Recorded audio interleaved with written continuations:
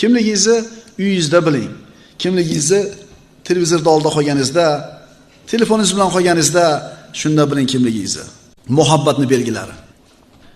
Allohga oshiq banda, Allohga haqiqatan qalbida muhabbati bor banda ozgina gunohini ham ko'p deb biladi. Ko'p savobini ozgina deb biladi. Shunaqamisiz? Yana bitta belgisi, toatni o'ziga lozim tutadi, ma'siyatdan uzoq bo'ladi. Yana belgisi, borlig'ini mahbubga beradi.